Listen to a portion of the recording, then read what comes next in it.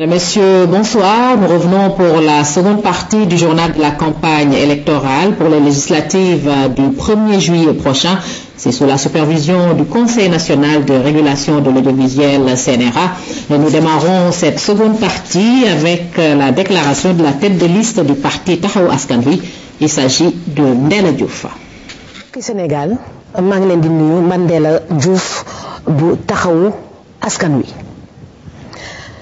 Yàlla dafa def si élection législative yi di ñëw man Ndella Diouf maay seule femme tête de liste fii si Sénégal mu nekk benn honneur doon leen di ñaan tey ngeen jàppale ma votel ma ndax ma mën a dem assemblée nationale ak groupe parlementaire boo am importance ngir mën a régler problème mu Sénégal nag moom daanaka dañoo bëri suñ ko limee sax dama nar a perte sama temps d'antenne bi nga xam ne dafa gàtt ndax 3 minutes mënuñu si wax lu bëri donc dama koy tënk commencé si problème mu wér-gu-yaram hôpitaux yaa ngi sukuraat te du jaadu du yoon dañu war a augmenter budget ministère de la santé.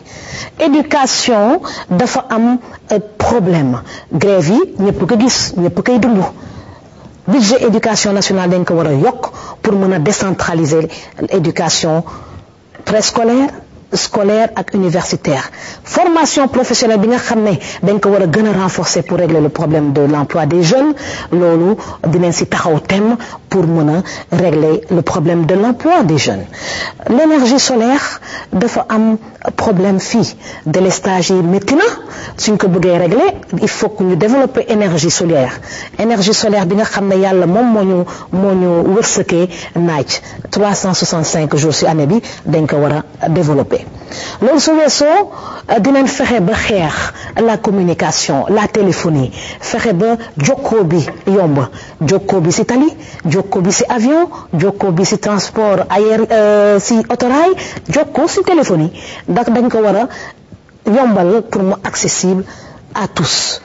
Le monde paysan duñu def dara di leen di bàyyi ginnaaw ndax xam nañu que paysans yi dañu sonn donc à l'Assemblée nationale dinañ xeex ba defar leen pas ay faveur ndax dañu bokk ci dëkk bi mais jàppale leen pour ñu mën a di am jiw di mën a di liggéey te duñu am coono seen président communauté rurale yi ak chef de village yi mën a développer les villages du Sénégal correctement. Donc je vais terminer un petit peu en français pour dire aux Sénégalais et téléspectateurs qui sont en train de m'écouter, de me suivre, de voter pour moi Ndella Diouf, parti Taxawu Askan Wi. Ma bataille, c'est de faire en sorte que les Sénégalais naissent, vivent et meurent dans la dignité ici dans ce Sénégal et au niveau de la diaspora parce que je ne vais jamais oublier les Sénégalais de la diaspora. Donc je vous donne rendez-vous demain pour un entretien beaucoup plus en détail. Andy Diouf, Parti africain pour la démocratie et le socialisme, AJ/PADS, prend part aux législatives. C'est Mamadou Diop Decroix qui a parlé en son nom. bismillahi rahmaani rahim mbokk Sénégal maa ngi leen di nuyu yéen ñëpp kenn ku nekk ci turam ak santam maa ngi beral nuyoo suñu kilifa diine yi ak yu aada yi di nuyu mag ñi ndaw ñi góor ñi ak jigéen ñi te fàttewuma itam suñu mbokk yi nga xam ne ñu ngi bitim réew di daan seen doole. waxtaanu tey wi ni ngeen ko xamee ci mbirum watey député yi la jëm wate yi ñu dëgmal fekk nag génn nañu ci wate yoo xam ne mooy wate président de la république njiitu réew mi di wate boo xam ne dem niñ ko doxale rafet na rafetaay boo xam ne àddina yépp ci yéemu teg Sénégal ca kaw ñuy ñaan itam wate bii di ñëw mel noonu am nañu ci yaakaar nun bu baax a baax liste bi nga xam ne moom laa jiite nag man Mamadou Diop ñu duppee ma Decroix di listu ànd jëf liste la boo xam ne ñeen fukki département ak juróom yi nekk ci Sénégal foo ci dem samay candidat ña nga fa wote bi war naa am ci jamono boo xam ne bii ñun ñëpp war nañ ko ràññee di jamono bu bees ci wàllu politique àddina lu ci nekk dafa am jamonoom jamono bi nga xam ne Abdoulaye Wade moo ko tëj ci wote yi ñu génn Ngalandou Diouf ma Carpo ak Blaise Diagne ñoo ko ubbi woon Ngalandou Diouf ñoom ak Lamine Gueye ñoom ak Senghor Mamadou Dia ba ci Abdoulaye Wade mi tey ñoom ñëpp ci la ñu bokk léegi nag beneen jamono bu bees moo ubbeeku bu ngeen ko seetloo itam liste yi bari na waaye am na ci yoo xam ne ay la yéen bu doon garab dañuy wax ne ñoo bokk ab date liste bi nga xam ne bokk yaakaar lañ ko tuddee di ñi ànd ak Macky Sall liste bi nga xam ne Pape Diop moo ko jiite liste bi nga xam ne itam waa kër Abdoulaye Wade Omar Sarr moo ko jiite ñooñ ñëpp bu doon garab dama ne ñoo bokk ab date ay car la ñuy doon date bi di Abdoulaye Wade kon war nañ cee coow li bari na ci réew mi lool fan yi waaye war nañ cee def ndànk bu ñu xamee loolu suñu parti nag di ànd jëf dafa am nu mu gisee réew mi am nañ ci gis-gis am nañu ci ay xalaat am nañu ci ay pexe ci jafe-jafe yi nga xam ne yii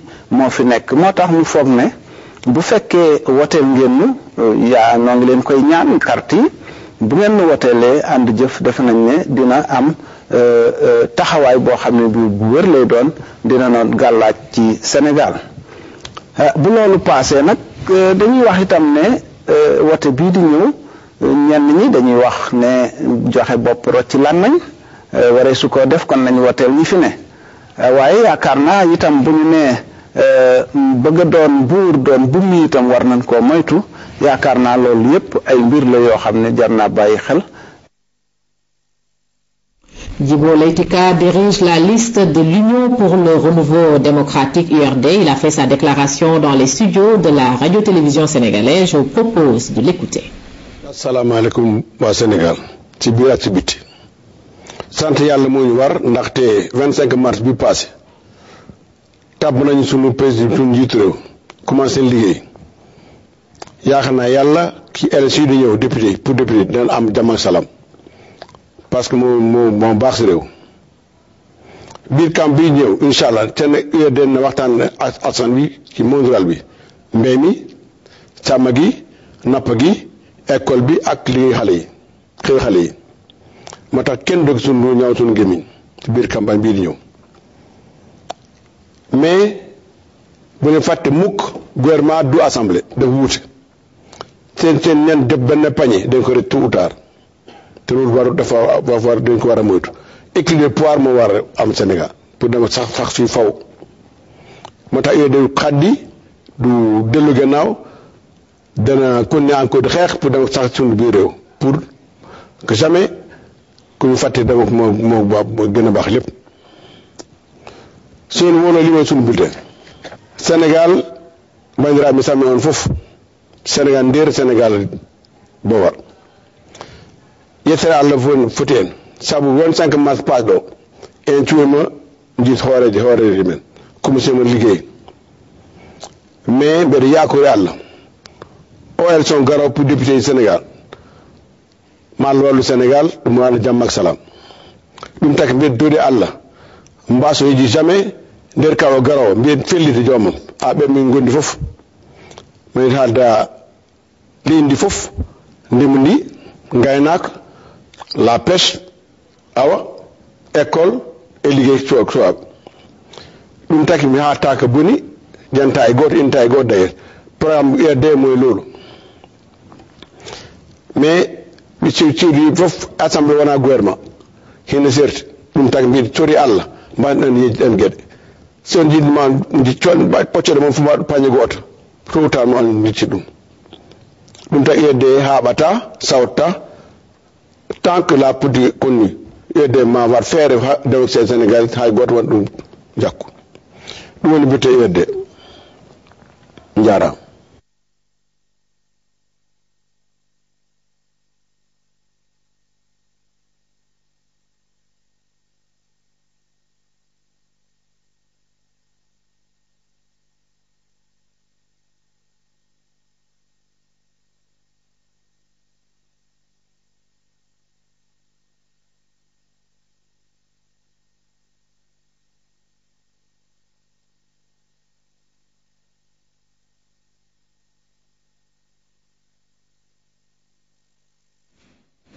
Ousmane Sow Ishar conduit la liste du Rassemblement des écologistes du Sénégal, Les Verts. Il était également dans les locaux de la RTS. Suivons sa déclaration.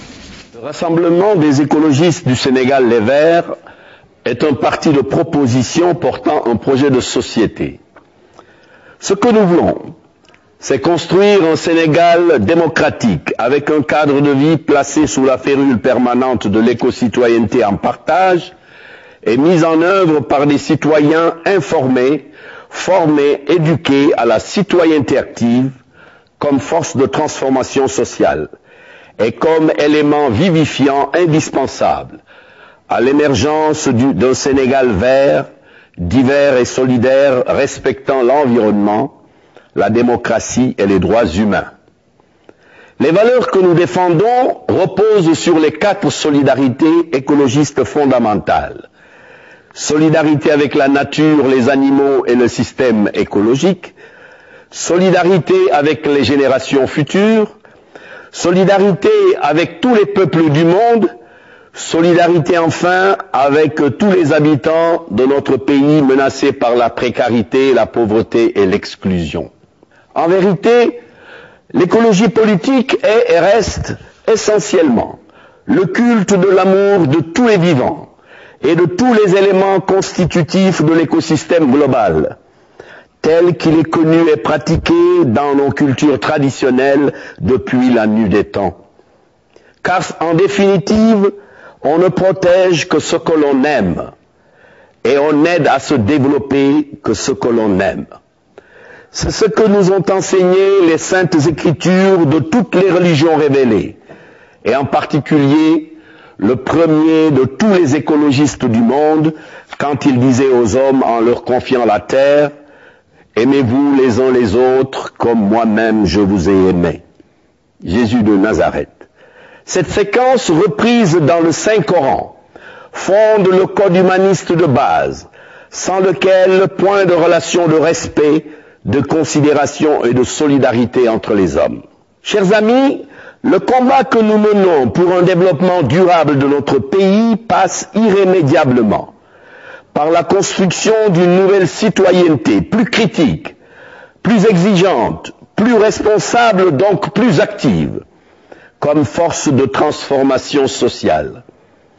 La construction de cette nouvelle citoyenneté commande la réhabilitation du service civique national doté de moyens conséquents. Chers amis, c'est un rendez-vous historique que nous vous convions. Saisissez donc cette chance pour notre pays, le Sénégal, en votant massivement pour les listes du Rassemblement des écologistes du Sénégal, les Verts, le parti de tous les citoyens. Après Ousmane Sow Ishar, Moustapha Niasse, il dirige la liste de la coalition Benno Bokk Yakaar. Nous l'écoutons. maa ngi nuyu di ziar mbokku sénégalaise ak sénégalais yi nekk suñu réew mi ñaari weer ci gannaaw dañu àndoon ñun ñëpp joxante loxo am président bu bees muy président Macky Sall majorité bi ñu ko joxoon muy 65,8%. loolu moo tax tey mu nekk fii bi mu fi nekkee ba tey itam tàmbali na liggéey boo xam ne ku ko seet xam ne mën nañu yaakaar ñu jëm nag léegi ci assemblée nationale bu bees muy téeméer ak juróom fukk député ci assemblée bi bés bu njëkk ci mois de juillet muy 1er juillet la ñu war a voter pour député yooyu la suñu coalition Benno Bokk Yaakaar nga xam ne moo gagné élection yii passé bi président Macky Sall nekk palais ba tey di liggéey bu rafet moo leen di ñaan ngeen ñëw wooteel ko jox ko majorité bu rëy bu gën a rëyati ci assemblée nationale. li ñu defagum moo di wàññi nañu prix ceeb wàññi nañu prix dëwlin wàññi nañu prix suukar wàññi nañu njëkk li ci bare wàññi nañ ko te dafay continuer seetal bi président Macky Sall di seetal itam tilim yi fi nekkoon ak yàq yi fi nekkoon itam ni mu ko tàmbalee jaarale ko ci yoon bu ñu woteelee ñun ñu am majorité assemblée nationale dana gën a yombal liggéeyam ndaw yi muy jeunesse Sénégal liggéey yi nga xam moom la ñu soxla yaakaar nañu ne bu ñu amee président bi ñu am ba pare am assemblée ba ñu war a am yaakaar naa ne ndaw yi ñoom danañ fàtte seen coono jigéen ñi noonu mag ñi noonu Sénégal yi nekk bitim réew noonu béykat yi ci àll bi ak sàmmkat yi ak nappkat yi ñoom ñëpp ak doomu aadama yi nga xam ne seen at mayatu leen ñu am benn kantan bi loolu yëpp dañ ko bëgg a dugal ci suñu programme. assemblée bu bees bi dañu bëgg mu nekk assemblée de rupture. assemblée de rupture moo di assemblée boo xam ne gëddëm dana ko yore te du ci boole xuloo xeex waxtaan na gouvernement bi joxante loxo président Macky Sall pour ñu changer réew mi loolu moo tax ñu ñëw tey fan yi nag dinañ fi dellu si ñeneen dinañ fi dellu si Benno Bokk Yaakaar pour ngeen wote na mu gënee. ñu ngi leen di nuyu ñu ngi leen di ziar te di leen ñaan bu keroogee bu kenn tardé bu kenn yéex dem leen ngeen woteel coalition Benno Bokk Yaakaar bu ko defee réew mi mën a changer ci jàmm yoon jubal.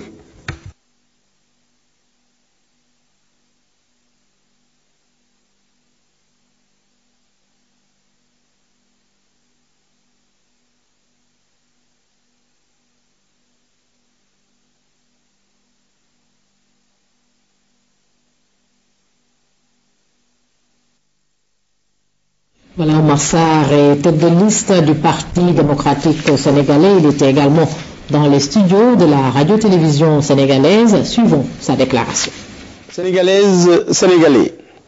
En 2000, le peuple du Sénégal, dans un scrutin libre, démocratique et transparent, a élu le président Abdoulaye Wade à la tête de ce pays, réalisant ainsi la première alternance démocratique au sommet de l'État.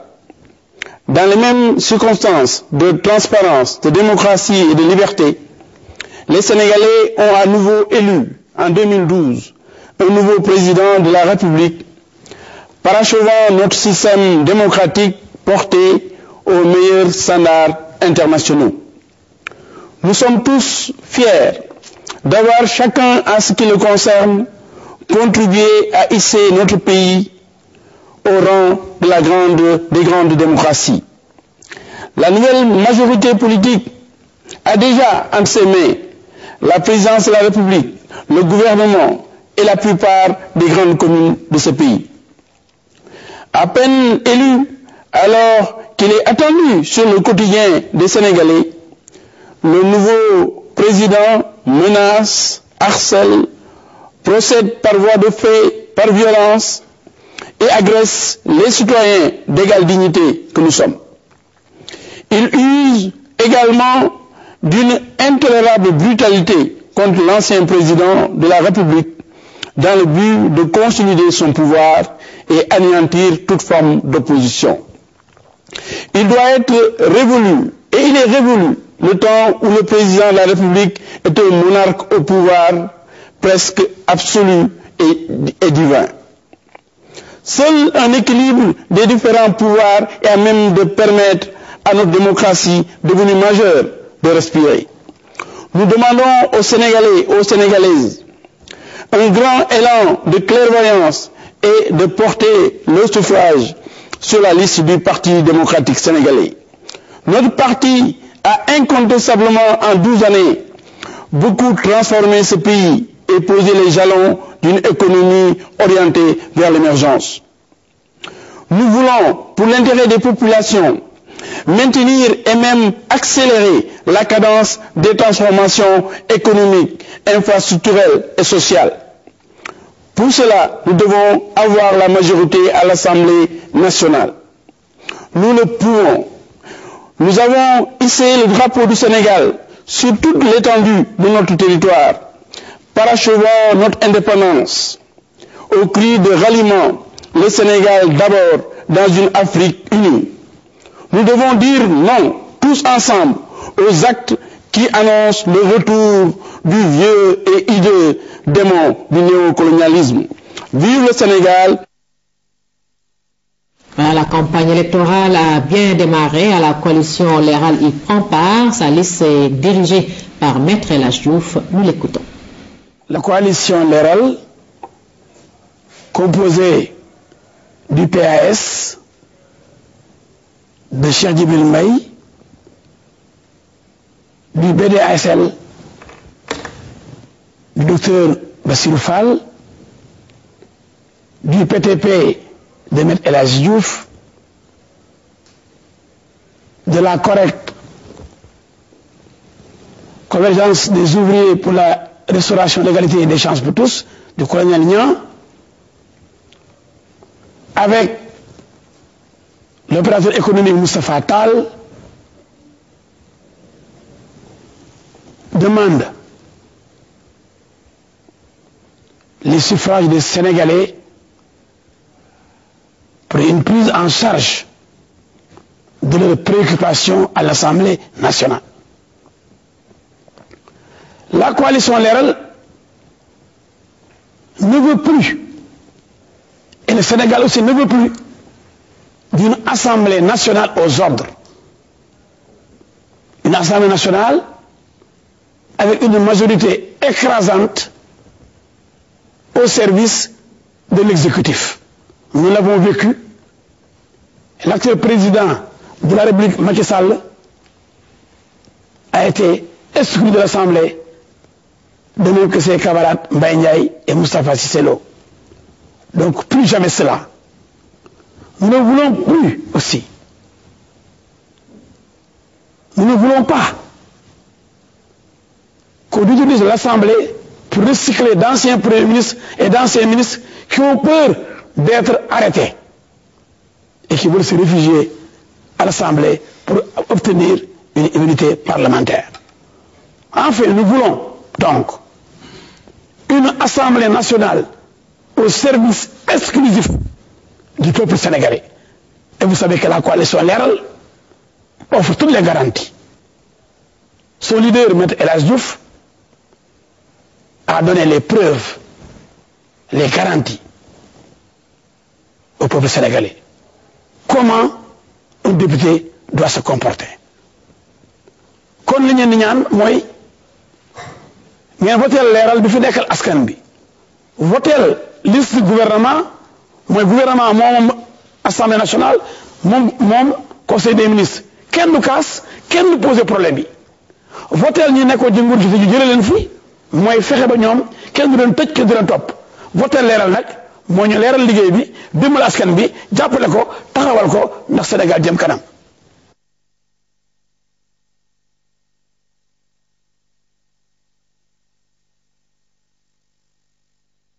Démocratie citoyenne DC, l'une des 24 listes en compétition, est dirigée par Samir Abouris qui s'est prononcé. Je vous propose de l'écouter.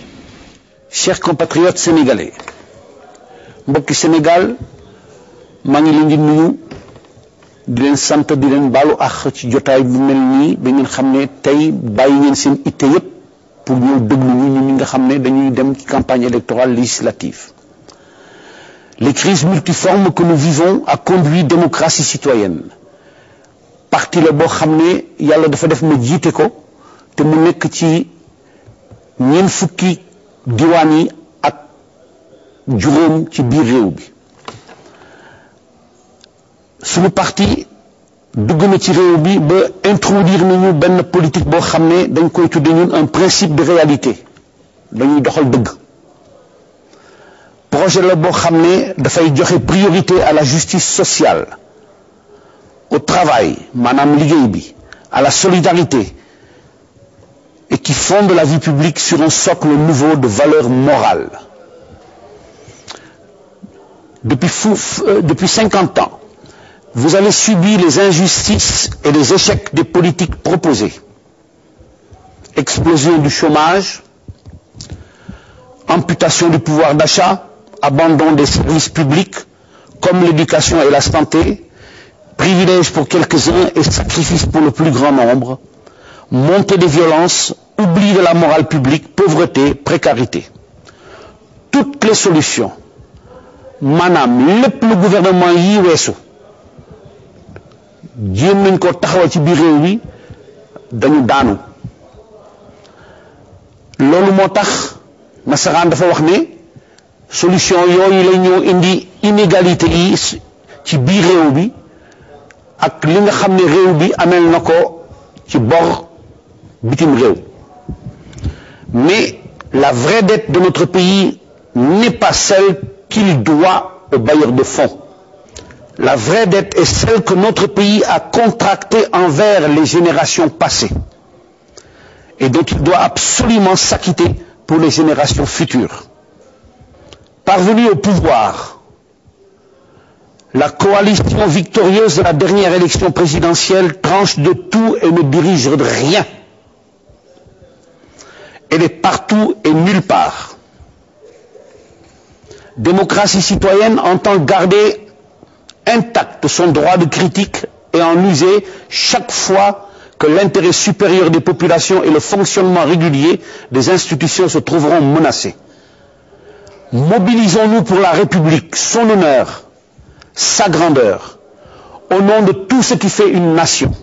Le 1er juillet, votez démocratie citoyenne, la liste avec les étoiles. Le parti de l'émergence citoyenne est amené par Mamadou Lamine Diallo. Suivons sa déclaration. Sénégalais, Africaines, Africains, amis étrangers qui vivez parmi nous, je vous salue. Je m'incline respectueusement devant la mémoire des victimes des répressions du régime précédent. Je demande la libération de toutes les personnes arrêtées lors des manifestations du M23. La liste Tekki 2012, que j'ai l'honneur de diriger, est composée de personnalités, femmes et hommes, qui aiment ce pays et qui sont prêtes à assurer et assumer la vigilance citoyenne à l'Assemblée nationale pour éviter les dérives que nous avons déjà connues. À partir de 2001, avec la Constitution qui a été votée, le régime précédent a mis en coupe réglée l'Assemblée nationale et la justice pour mener des politiques personnelles et familiales d'enrichissement. Le résultat a été qu'aujourd'hui, 1 250 000 familles sénégalaises vivent dans l'extrême pauvreté ou la précarité, souvent avec moins de 4 500 francs CFA par jour. C'est grâce à la diaspora, qui envoie 700 milliards de francs CFA, que ces familles survivent. Une seule solution pour en sortir, c'est l'application vigoureuse et rigoureuse des conclusions des assises nationales, pour avoir une nouvelle constitution, une nouvelle gouvernance démocratique et également une nouvelle république démocratique et citoyenne. Tekki 2012, nous y croyons. Nous allons travailler pour cela à l'Assemblée nationale. Ay la yewen deug du rombi yop. Ñun wa Tekki 2012 fas yéene yéene xeex fi wax waxeet mu jóge fi ba abadan daiman. Fas yéene yéene xeex fi buur ak bumi mu jóge fi ba abadan daiman. Gor nag ci wax ji, gorit ci jëf ji. Fas yéene suñu jëf méngoog suñuy wax. Fas yéene fasante coléré ak askanu Sénégal bi, retraités yi, travailleurs du secteur informel, béykat yi, nappkat yi, sàmmkat yi, transporteurs yi, mécaniciens yu xarañ yi, les jeunes, les étudiants, marchands ambulants yi, les jeunes diplômés, artistes yi, rappeurs yi, les sportifs, ñoom ñëpp fas yéene taxawal leen Assemblée nationale. Jël seeni mbëbët jébbal ko gouvernement bi ci ay anam yu rafet, surveiller gouvernement bi nag, contrôler gouvernement bi mu liggéeyal assise nationale yi, mu liggéeyal askanu Sénégal. Kon nag le 1er juillet 2012 na ngeen votel Tekki 2012. Wassalaamu aleykum wa rahmatullahi wa barakatuh.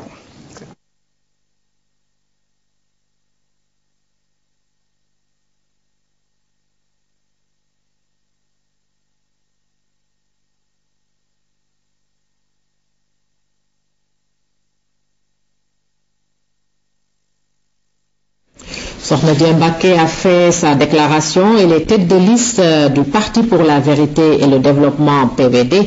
Sokhna Dieng Mbacké, que je vous propose d'écouter. Aouzubillah, bismillah, inna wali Allah. Mesdames, Mesdemoiselles, Messieurs, bonsoir.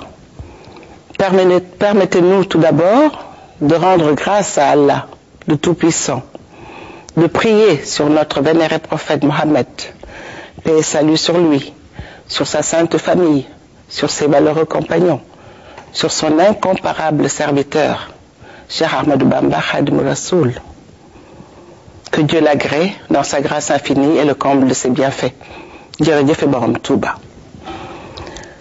En ce 19e jour du mois lunaire Rajab de l'an de grâce 1433 de l'Hégire, la tête de liste du Parti de la vérité pour le développement, qui en est en même temps le guide, Cheikh Ahmadou Kara Mbacké Noreyni, par ma voix, adresse ses chaleureuses salutations aux braves populations du Sénégal et de la diaspora, ainsi que ses vives félicitations pour les leçons de démocratie, de transparence et de paix que vous avez données au monde entier à l'occasion, il y a un peu plus de 2 mois, de la 2e alternance politique de l'histoire du Sénégal indépendant. 77e parti politique, 7e parti dirigé par une personnalité religieuse,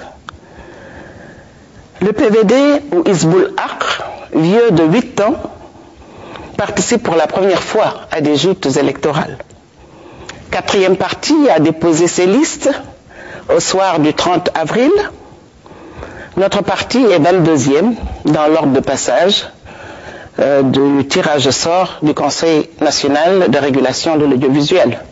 Les spécialistes en numérologie apprécieront. Notre projet de société est clair, adossé au réalisme africain. Il est conforme aux enseignements de Cheikh Ahmadou Bamba Khadim Rassoul, un nationaliste hors pair, un apôtre de la non-violence bien avant le Mahatma Gandhi et un chantre de la négritude en avance sur le poète président Léopold Sédar Senghor. L'être humain est au centre de notre programme de société, ce qui implique forcément un retour aux sources pour formater un Sénégalais de type nouveau, pétri de vertus et de valeurs en déperdition, retrouvant des références nationales résolument engagées dans un développement endogène pour un mieux-être des populations du Sénégal. Tout au long de cette campagne électorale, les alliés au sein de la bannière du Parti de la Vérité pour le Développement vous convaincront que le bon choix est celui de la vérité. Le Parti socialiste authentique PSA est également dans la course. Sa liste est conduite par Souti Touré. Suivons sa déclaration. Sénégalaises, Sénégalais, chers compatriotes, bonsoir. Pour la 2e fois, le Parti socialiste authentique participe aux législatives dans notre pays.